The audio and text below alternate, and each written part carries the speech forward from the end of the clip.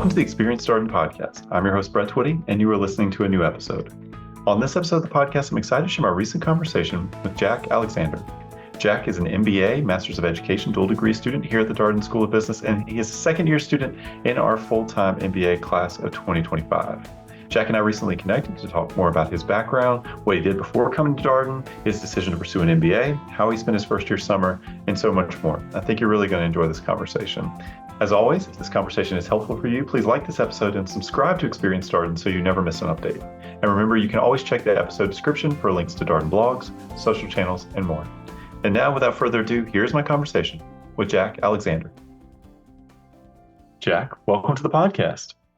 Thanks. Happy to be here. It's great to talk with you. How are you doing? How's everything? Doing well. It's been a busy week, but all good things. What's made it a busy week for you? This week, we're gearing up. Q1's gone by quickly. So all the final projects and team assignments that you think you have plenty of time to do are coming to a head now. So it's been a lot of group meetings. It's been a lot of coffee chats, helping some first years get their resumes figured out. But all stuff that gives me a lot of energy. So I've enjoyed it. All right. Well, things don't slow down in the second year. That's one of the big takeaways from the podcast. You hear a lot about the first year at Darden, but the second year, you're busy too. It's not like you're just sitting around waiting to go to work or something like that. No. You got a lot going on. Yeah, that's true. All right. Well, before we get too far in our conversation, tell us a little bit more about you. Who are you and what's your background?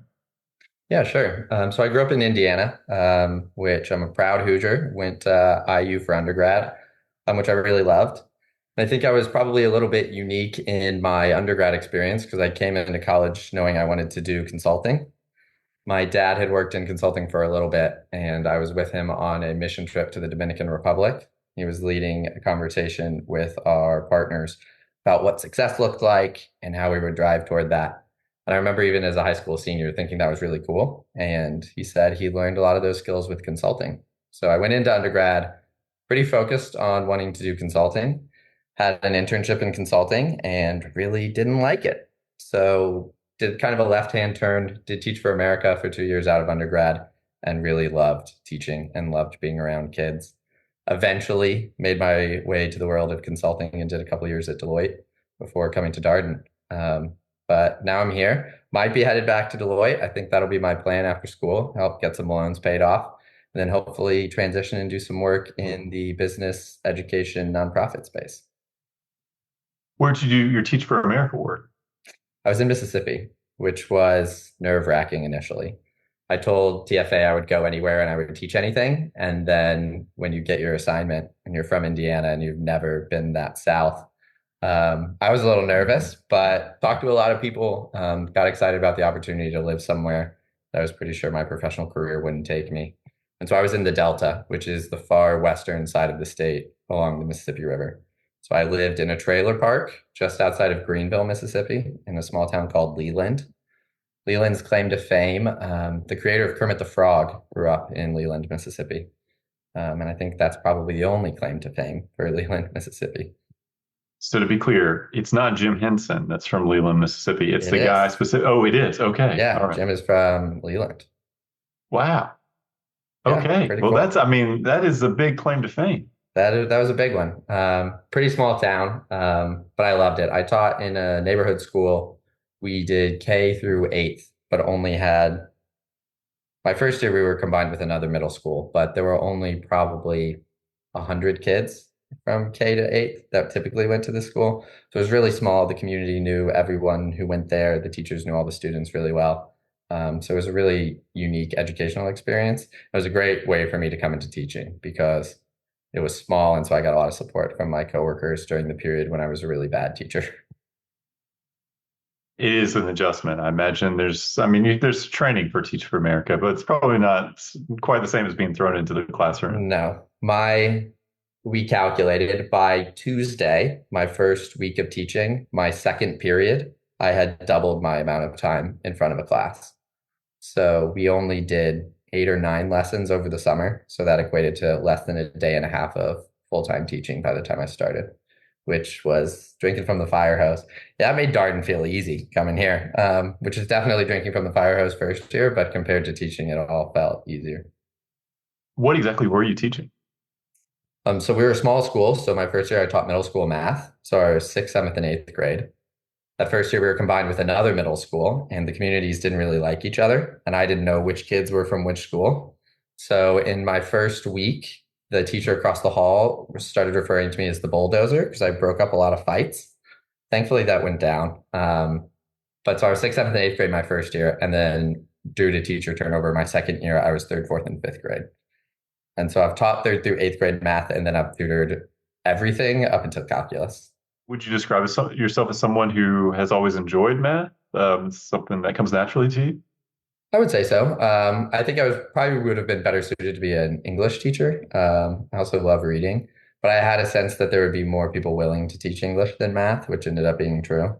So I have a lot of enthusiasm. So I think especially for my elementary students, it was easy to get them excited about math.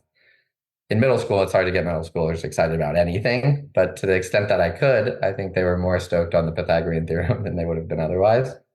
So I've always enjoyed math, but I knew that I wanted to go and do what I thought would be the most impactful subject. So would Memphis be the big city? If you're living in Leland, Mississippi, is that the closest big city? Probably. We were about halfway between Memphis and Jackson, but Memphis is substantially larger than Jackson. So it would have been 2 hours for me to get to Memphis and 2 hours to get down to Jackson. So you mentioned not liking consulting, did the internship, decided to take a left turn to teach, but you come back to consulting before you matriculated at Darden. What changed your mind about consulting, or was it a particular type of consulting that you didn't like? It was probably still, I think it was, I had a firm specific experience. Firm where I was working in undergrad had just gone through a couple mergers. And while they said they did it for culture, I don't really think they did. I don't think they'd figured out how to integrate the two or three smaller companies they had bought in a way that felt cohesive. So my project team was from one firm and my coach was from another firm, and I didn't really get a cohesive experience. But my senior year, I was hesitant to put all the eggs in the TFA basket. So I also recruited consulting and got an offer from Deloitte. And Deloitte was frank with me that if I wanted to teach, they would defer me. And so I always knew, I still had that memory of my dad in the Dominican Republic. And I knew that doing a nonprofit or education work is what I probably wanted to do long term. But I saw the skill set I would learn in consulting, I thought would be worth it. And it definitely turned out to be. I learned a lot at Deloitte. I got a lot better at managing projects. And it was a real big support to have a job after TFA that I knew that I could go back to. So where a lot of my peers then were interviewing and trying to find other school jobs, or if they wanted to move into corporate America, doing that from rural Mississippi was a little bit difficult. And so I was really blessed to have done all that work in undergrad and then just enjoy my second year of teaching and know I could roll to that, especially because I didn't start until January. So I stopped teaching in May, and then I had 6 or 8 months to do whatever, which was a lot of fun. I also understand that you have some experience or background with hang gliding. Is this true? I do, yeah. My first year teaching, spring break, I needed to get away from kids because I'd spent most of my waking hours with kids. So I went to Chattanooga, Tennessee, and camped and spent time in the woods. And there's a large hang gliding school just south of Chattanooga. And so I went and I flew, and I really enjoyed it. And so I've got long hair, I've got a man bun. I was sleeping out of my car, and I really used those to talk up my excitement and enthusiasm for working for them for the summer. And I think I really badgered them into hiring me. I called them once a week, finally got a call back from them in June.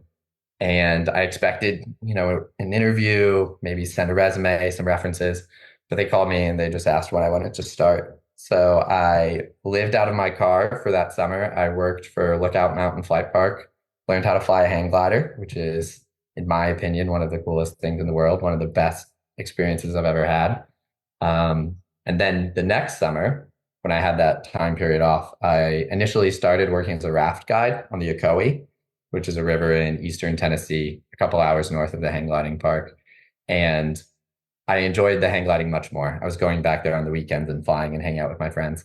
And so when another job at the hang gliding park popped up, I abandoned the raft guide job. I left them a case of beer in the raft barn, wrote a little love note, went back to the hang gliding world, and then worked there for 6 more months. Hang gliding seems very dangerous, but I'm sure as someone who's taught it, been a guide, you would tell me it's not as dangerous as it seems. Precisely. There are a lot of analogies. One is driving a car. And so if you know the type of road conditions you can drive in and you don't go out when there's black ice, then it's a lot safer. And then also if you drive within yourself. So if you're speeding on back roads that are twisty and turny, that's not a good idea. Same sort of thing with hang gliding. If you launch in conditions that are appropriate for your ability to fly, and then you're cautious and you save enough space between you and other hang gliders or trees or anything that could get in your way, then it can be pretty safe. But it's interesting because there's been a decent amount of articles that have been posted about risk tolerance and how you get rid of risk tolerance in any of those extreme sports. And it's quite difficult because if you ever do something and you do it successfully, your brain doesn't think that, oh, I got away with one, I got lucky. It's generally, oh, I'm skilled enough to handle this, so I can handle this next time. And so the more you fly, the more risk you take on. And for many pilots, that will be fine over the course of their career, but not always. So there are either old pilots or bold pilots, but there are not a lot of old, bold pilots, as my mentors have told me. For people who are not as familiar with what hang gliding entails, I just want to stay with us for another minute or so. What exactly do you do if you show up there outside of Chattanooga and you say, "I'd like to go hang glide"? What does that involve? If you've never gone before, you'll be on a tandem. So you'll be with an instructor who is quite experienced over, I think it's 250 flights and 60, it's more than 60 hours of airtime. But you'll fly with someone else. If you go there for the first time, and you want to learn to fly independently, they'll take you to the bunny hills. And so you're running off a small hill, no more than maybe 8 seconds of airtime, and you learn how to launch and land it. Once you can do that successfully, you move up to a larger hill where you practice turns and you understand how to control the glider. You're still practicing launches and landings that are safe. Then you learn how to make turns and inputs. And then eventually you have to run off the side of the mountain. So there are two ways to launch a hang glider. You can get towed to altitude by a small airplane, or you can run off the side of a mountain. And both are fun. Both have their own training processes. And then once you have your license, you can work up through levels of your license, which allows you to fly in more turbulent air. So if you're a beginner, you'd most likely do your flying in the early morning or the evening when the air is smooth and still. As you get better, you might be launching at 1 p.m. or 2 p.m. when there are thermals, which are columns of rising air. And then your goal is to find those columns of rising air, turn slow circles in them, get as much altitude as possible, and stay in the air for as long as possible. But it takes a while to work up to that point. I have to say, I had no idea about any of that. I also will admit that getting towed by a small plane sounds kind of terrifying. I don't know. Um, I think that's a scarier way to do it than launching off the mountain for sure. You're flying 40 miles an hour, 10, 12 feet off the ground is a little bit nerve wracking. But the training is really good. And if you have good instructors and you do it slowly and you pay attention to the little things, you get really good at it. And for me, I didn't fly at all since I've come to Darden. So I know I'm rusty. So at some point when I go back to Chattanooga, I'll be going back to the Bunny Hills. I'll be working with the instructors to make sure I'm sharp because I know right now if I were to go out and fly right now, it would be dangerous. Like a potential business opportunity in Charlottesville. No hang gliding in the There area. was a place near Richmond. It's since closed down. I think there's one closer to DC, but I have thought of that. And if money were no object, it would be very tempting. I can understand that. So, how did you decide you wanted to pursue an MBA? For me, yeah. When all the consulting firms came to undergrad, they would talk about the potential to go back and get a graduate degree. So I think that seed was planted for me early on. What really solidified it was when I was at Deloitte, I went on sabbatical and worked for a small education consulting firm, basically. We would build portraits of a graduate for schools or school districts and then help teachers and admin set their goals and their teaching plans to this portrait of a graduate. And I remember knowing that I was good at project management and seeing the skills that I was good at, but I think that experience really highlighted where I could improve, which was figuring out how to lead really diverse teams. And then also being in the education world. There are a lot of people in the education world with PhDs and doctorate degrees and a lot of advanced schooling. And for me, not studying education out of undergrad and only teaching for a couple of years, I knew I wanted a little bit of a more academic background in education. So Darden stood out for me because for the case method and many other reasons, but for the ability to get an MBA and a master's in ed in 2 years. So I'm working on the dual degree now and really enjoying both the business classes and the education ones. Yeah, we've had actually a number of people here on the podcast who've done that specific dual degree, and it seems very popular. Yeah, it is. So what was the adjustment like to you for you coming to Darden, being a business school student, adjusting to a graduate business environment? It was pretty smooth, I'd say. I think the trickiest thing for me was going from grading papers to being the one that was getting graded, which was funny. I remember early on my first year, people telling me how important time management was at Darden, and I scoffed at that a little bit because I don't know there's ever been a period of my life where I struggled with time management. And then I came to Darden and I realized Darden time management is you just have five or six things scheduled for the same time. You just have to choose which one you're going to do and which one you're not going to do. Um, but I was excited to be a student again. I really like learning and I really like the case method. And coming to Charlottesville from Chicago was kind of a dream come true for me as well. I was ready for a smaller city with more green space. So I was really chomping at the bit. I was ready to go and coming back and plugging into classes. It was a bit of a whirlwind because you start that first day and you have so many cases and that's a little bit of an adjustment, the amount of reading. But other than that, I was ready for it. I'm interested in that time management comment that you made, where you have five or six things all scheduled for the same time. You have to pick one of them. How do you prioritize? How do you figure out which one thing you want to do? I don't, that's a good question. I think for me last year it would be kind of on a rotating basis.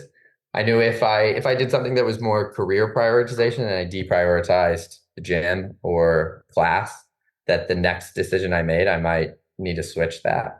And so I'm a pretty big runner, but I fell off a lot last year. But toward the end of the year, I think I was doing a bit of a better job. So a little bit of a rotation. What's most important today?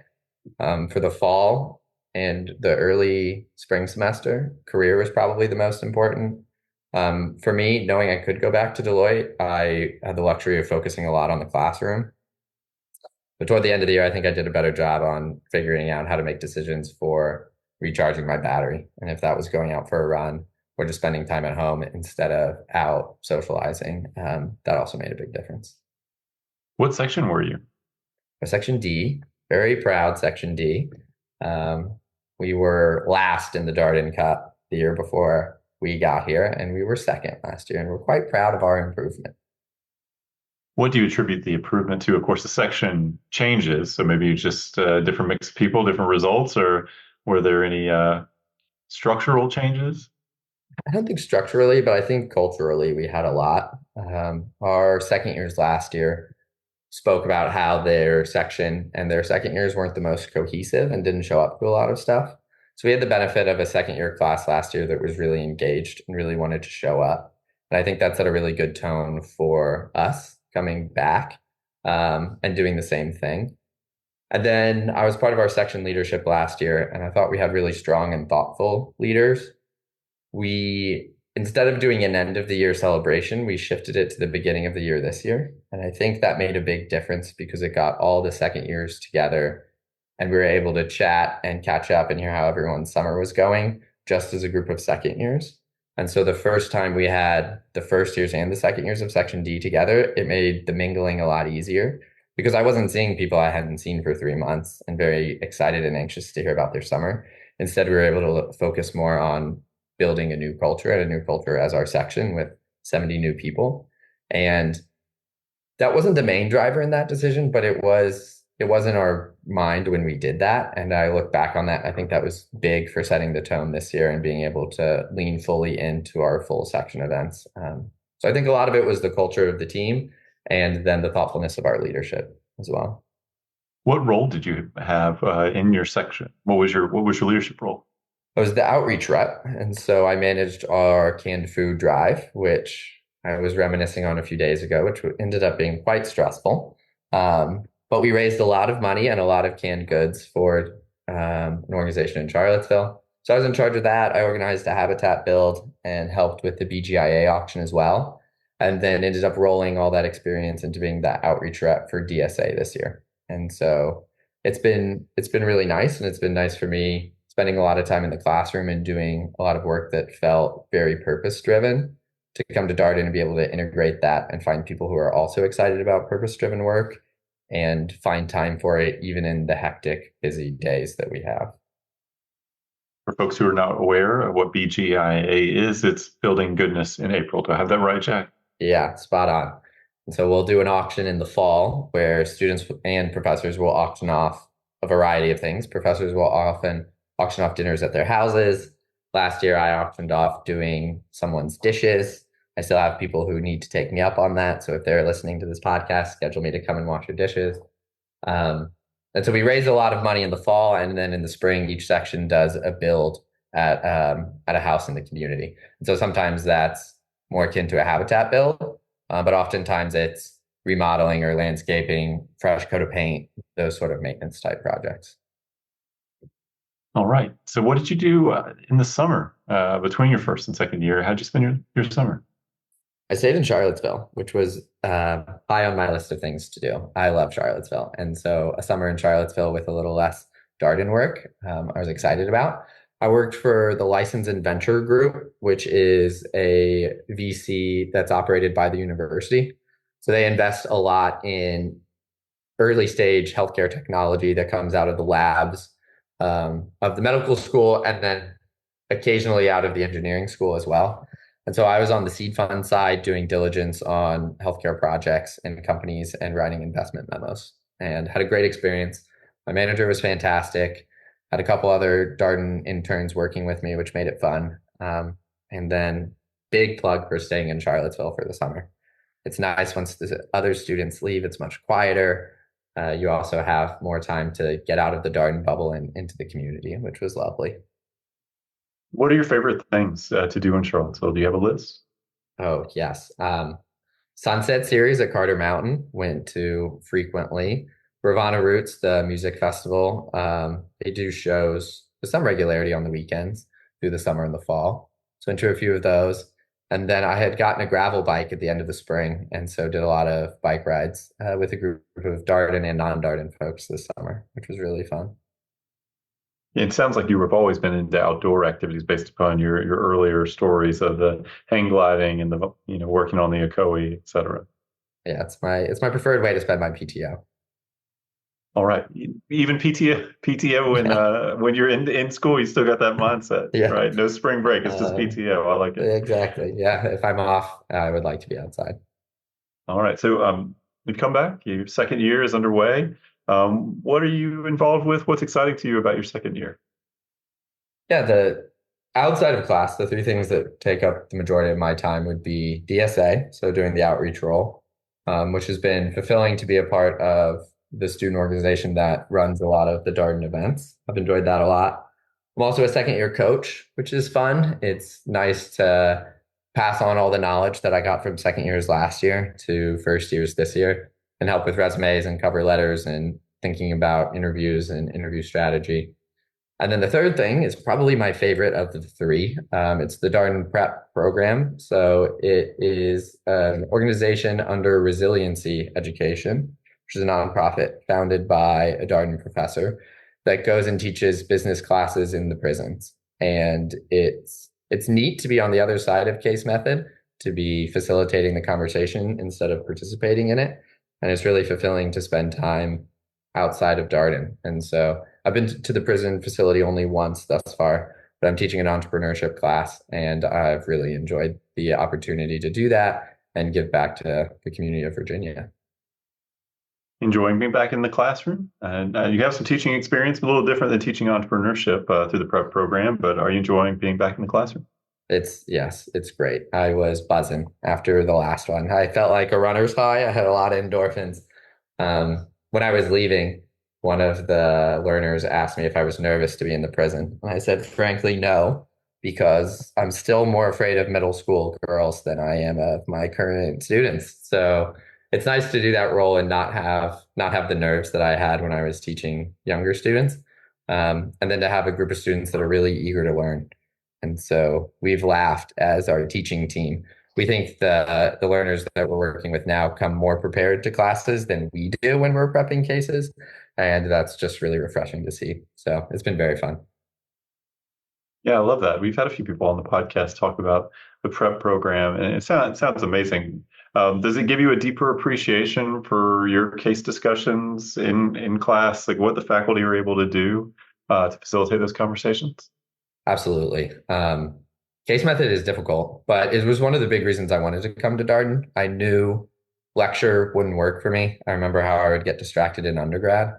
And also after being a teacher, I think my bar for good teaching is a little bit higher than it was before that. So coming to a place where case method, I think, is probably the hardest style of teaching to execute. So to come to a place where that is the norm and where the faculty are generally rated very highly was really enticing to me.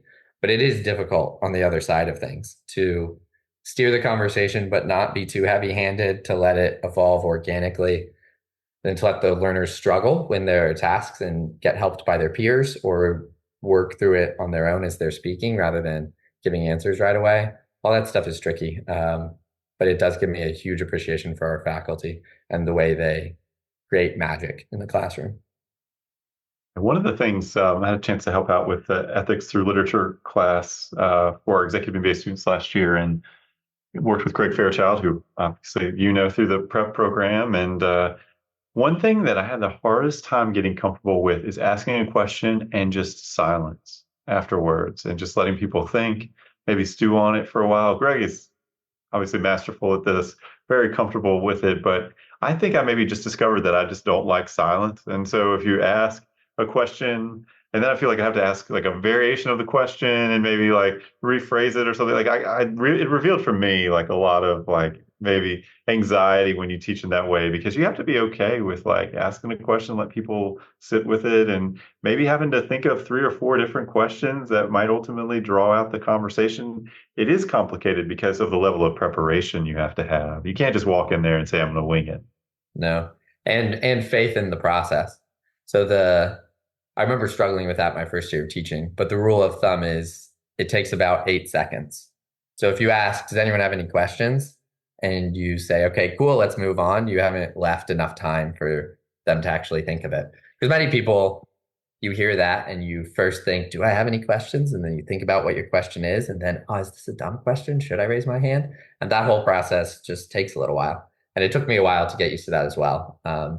To being quiet and letting that productive struggle happen, and then to just wait and be patient. And then I got to the point with my elementary students where I would say, I'm more hard-headed than you all. I will wait here longer than you will wait. And oftentimes, yes, that is true. And eventually someone will say something and get it kicked off, but sometimes it does take a little while. So you mentioned you're part of the Darden Student Association, DSA. You're in charge of outreach. What does that look like in terms of the work that you're doing? Yeah, so this year, the outreach position is nice because it's centered around a couple events throughout the year, and then you can assist throughout the board on any of our other tasks. So I like it because it gives you enough structure in the role specifically, but then enough free time to plug in everywhere else. So this year, we'll be working with outreach reps from the sections to do our day of service, which we've moved from September to MLK Day. So we'll do that. We'll do BGIA, which we talked about earlier, the food drive as well. And then I'll help them get some events planned for each of their sections. So that could be a habitat build, a rake-a-thon, whatever they want to do and whatever their section wants to do, we'll help plan that as well. And then it's been a lot of little things. Last year, food drive counted as participation in Darden Cup, which made people very motivated to give, but also very competitive. And so we're trying to figure out a better way to structure that to keep the enthusiasm there, but maybe notch the competitiveness down just a little bit. But it's been very fulfilling. It's fun to do those roles because you get plugged into the community and you get to talk to nonprofits and you get to talk to people and figure out how we can use the brain power at Darden and the manpower at Darden to make Charlottesville a better place, and hopefully with prep and with other things, wider Virginia as well.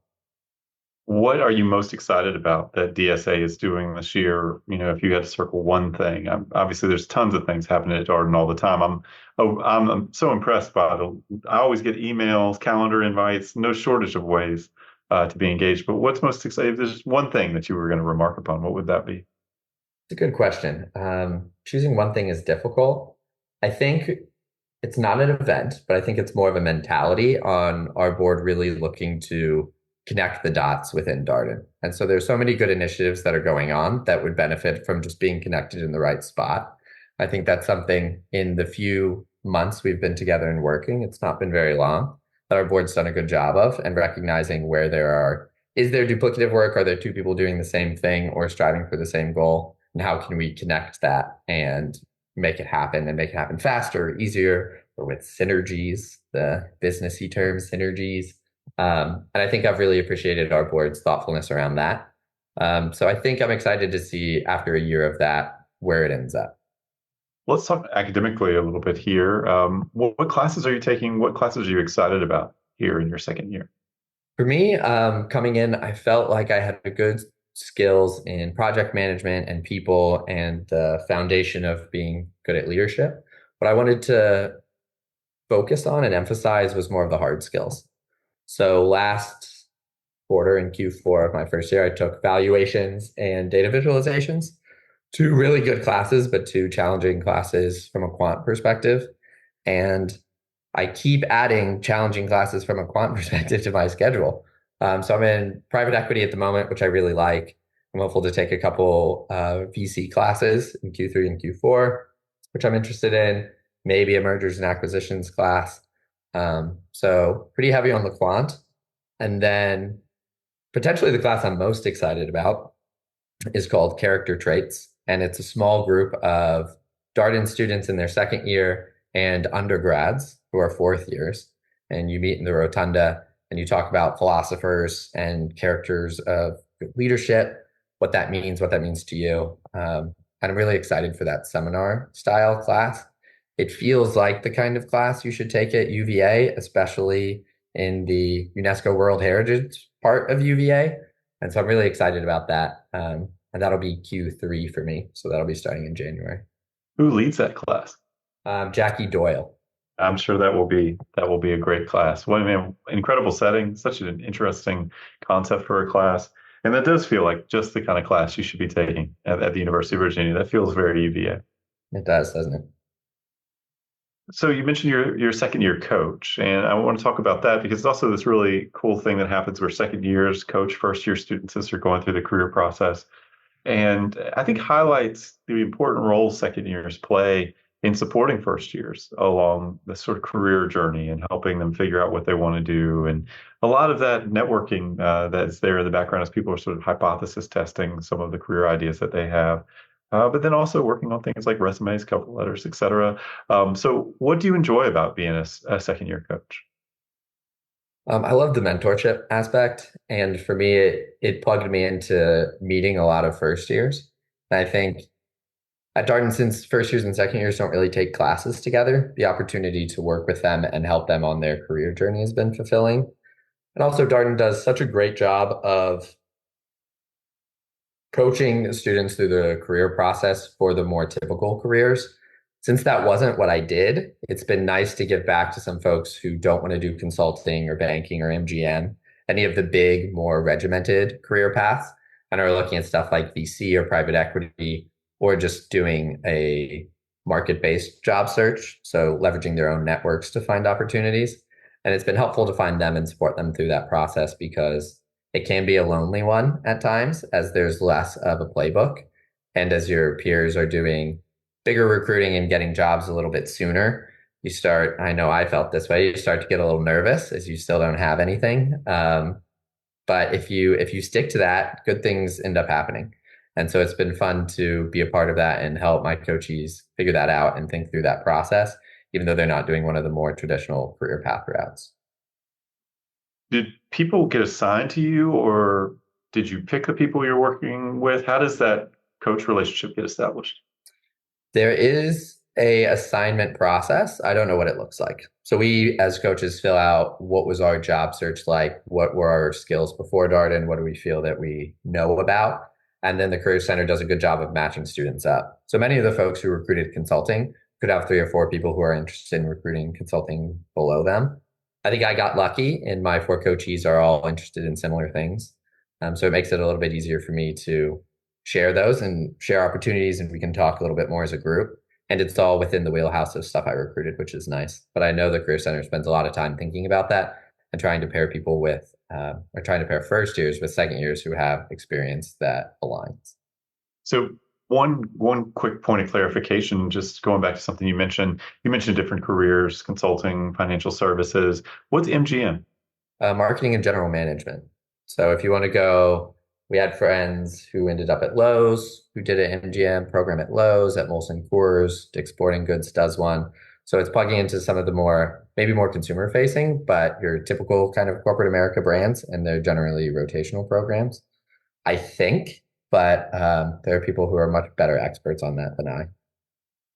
Yeah, just always, there are so many acronyms, there's so many abbreviations for people to keep track of. We try to, on the podcast at least, bring a little bit of clarity to some of this because it can be overwhelming when you're a prospective student. It And is. maybe you remember this where like you come to something and people are using all these abbreviations and things, and like you don't know what it is. Maybe you're a little afraid to ask because you don't want to be the one person who didn't know what that was. So thank you for indulging that question, Jack. Of course. Well, couple final questions for you as we wrap up here. Obviously, May is around the corner. Graduation is in sight. What any final things you want to make sure that you do before you graduate? Are there any outdoor activities, any activities, restaurants, et cetera, that are on your Charlottesville bucket list? That's a very good question. I've done Old Rag a couple of times, and I would love to do it a couple more times. It's a hike about an hour north, which is pretty challenging, but the views are incredible. I was on a good streak of sleeping outside one day a month for half of first year, but I got sick and fell off. So I'd love to start that back up again. And then for me, it's just taking advantage of Darden and taking advantage of Charlottesville while I'm here. I think Darden's very unique because it's a time where you're in a really diverse group, but you all have goals that are somewhat similar. And I don't know that I'll have that again in a way that's been curated for me in the way that Darden has. So I'm excited now. I moved, so I'm in a larger apartment this year with a kitchen table, which all my friends know I was really excited about, that I can have people over for dinner around a kitchen table, which I did not have last year. So hopeful to just continue developing the relationships and then soaking up the joy of living in a small town. Appreciate that point about sleeping outside. Touching grass is now like a big movement. Maybe sleeping outside is the next Yeah. iteration of this. Like everybody should sleep outside one day out of the month or something. I love that. If I ever run a company, maybe I'll make all my employees do that once a month. I appreciate that. It'd be interesting to see how people self-select out or into that experience. Yeah, that's true. Last question for you, Jack. What's one piece of advice you would share with our listeners here as they are thinking about their own MBA journeys? I'd say don't take yourself too seriously. And I think that's very difficult to do, especially when you get into a program that's prestigious and difficult to get into. It's easy to get excited about that and feel like you need to be buttoned up. Um, my first couple weeks on grounds and in class, I think I definitely was really focused on trying not to say anything dumb and trying to always know what was going on. But I think once you get to the point with your section and with your peers where you're past that and you can be a little bit more authentic, that's where the magic in the classroom happens and that's where the relationships grow. So I would say don't take yourself too seriously and then lean all the way in. Grad school is kind of a silly place. You're assigned to a section that has a mascot and a color and a chant. And initially, it seems really juvenile. And then a couple weeks in, you love it and you're all about it. And every experience I've had, I think I get much more out of it when I just lean into it. So if you don't take yourself too seriously and you lean in, if it's at Darden or if it's elsewhere, I think you'll have a great MBA experience. One quick follow-up question I want to just share there, because I think that your sort of feelings about class participation and speaking up and that sort of unease or lack of confidence or however you think about that is something that all students deal with. How did you get over that? Did you just decide like this is silly? Doesn't matter really in the grand scheme of things. I'm just going to speak up, or was there some work that you had to do, or something that really clicked for you? I think it's the process of doing it. And so early on, I would just force myself to try to say one thing in class and I'd get really focused on a hand up once in a class. And that was probably Jack in Q1. I think by Jack in Q3, I was much better at speaking up when I had something to say. I think a lot of that was getting to know my professors. So if I went to and knocked on their office door and chatted with them a little bit, for me, it felt like it broke the ice a lot. And then I felt like they knew me and I knew them, and it made it a little bit easier for me to participate. But a lot of that, I think, is just the process. So initially you're nervous, you don't know your classmates, but as you get to know them, as you feel more comfortable, as you take classes where you know what's going on, by midway through Q3, I'd be raising my hand only 40% sure of what I was going to say and only 50% sure it was correct. And I definitely didn't do that in Q1. So I think it's a process. And I think if you do the reps and you keep trying, it gets easier. But for me, definitely going to the professor's office hours and getting to know them made it much easier for me to participate. I appreciate that. Thank you for sharing that. And I always feel like that's worth talking about here on the podcast, because that is something that I feel like most Darden students struggle with when they come. Excited about the case method, but by the way, now you're gonna have to speak in class, and maybe you're not super familiar with these topics. And oh gosh, everybody here seems really smart and talented, and that person seems to know everything, and I don't know that much. It's the whole wash of emotion. Yeah, and everyone goes through that. And your first couple weeks, your part of you is, why did I choose this? Why didn't I choose an MBA program that was less academically challenging?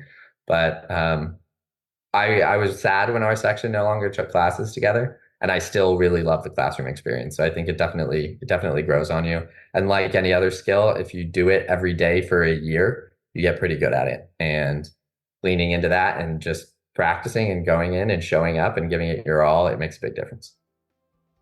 Well, Jack, thank you so much for your time today and for your candor. And I hope this is not the last podcast conversation where we talk about hang gliding. I hope so too. Yeah, that would be positive. But thanks for having me on. It was a lot of fun. And that was my conversation with Jack Alexander, a second-year student in our full-time MBA class of 2025. As always, if you have any comments, suggestions, requests, anything you'd like for us to cover here on the podcast, we're all ears. We can be reached at Darden, that's DARDEN, @virginia.edu. And until next time, stay safe, be well, and thanks for listening.